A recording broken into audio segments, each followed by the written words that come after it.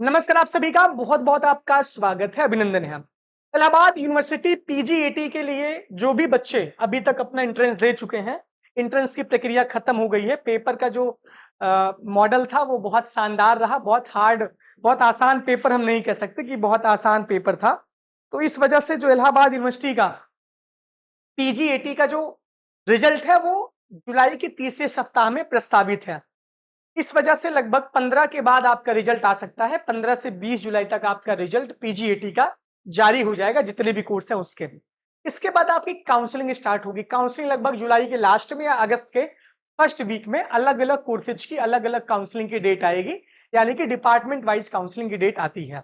आप लोग बहुत परेशान हैं, लेकिन एक बात आपको जानना बहुत जरूरी है। जानना यह जरूरी है कि कैटेगरी सर्टिफिकेट अगर आपने नहीं बनवाया है तो आप अब जो उसको बनवा लीजिए और अपडेटेड होना चाहिए, क्योंकि सीयूटी यूजी के फॉर्म में 1 अप्रैल 2024 के बाद का मांग रहा है। तो पीजीईटी की जो काउंसलिंग होनी है, इसमें भी जो कैटेगरी सर्टिफिकेट है वो आप लोग अपडेटेड जरूरी है, क्योंकि अपडेटेड अगर आप लोग नहीं बनवाएंगे तब आपका फॉर्म एक्सेप्ट नहीं करेगा।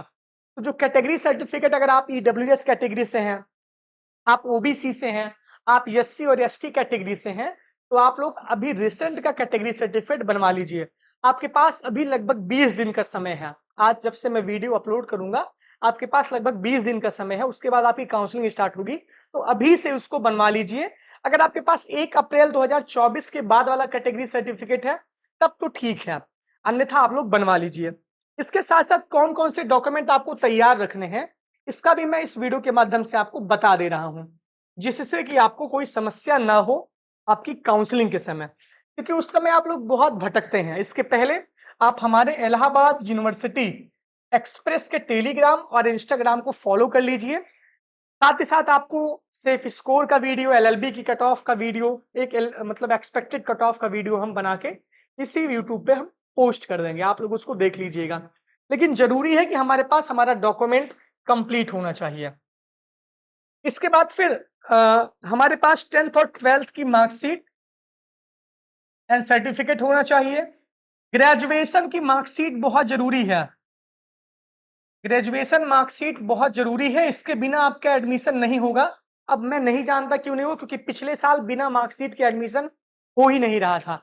तो ग्रेजुएशन की मार्कशीट आपकी जरूरी है। जो आपने ग्रेजुएशन किया है, ग्रेजुएशन की मार्कशीट ही बहुत जरूरी है आपकी।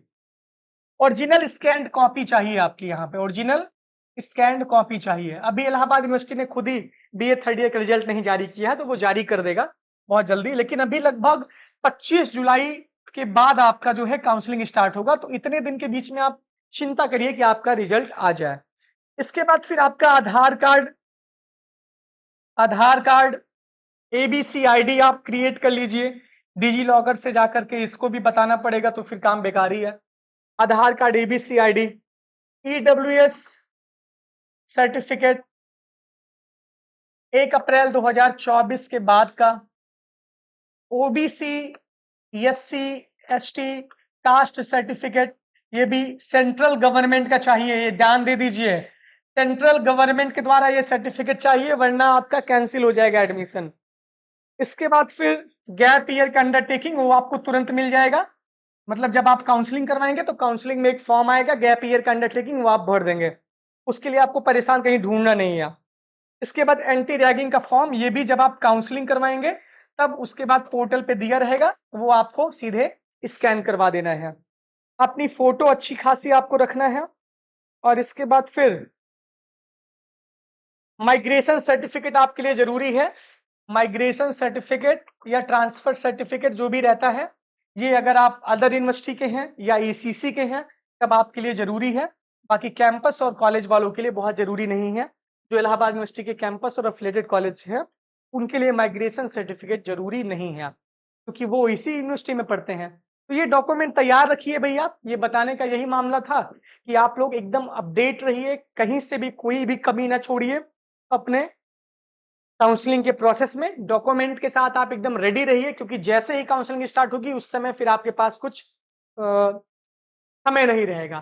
तो ये सारी चीजें हैं। आपका रिजल्ट जुलाई के सेकेंड थर्ड वीक में आ जाएगा, थर्ड वीक में, और आपकी काउंसलिंग जुलाई लास्ट तक या अगस्त के फर्स्ट वीक में स्टार्ट हो जाएगी। बहुत बहुत धन्यवाद, बहुत बहुत आभार, थैंक यू।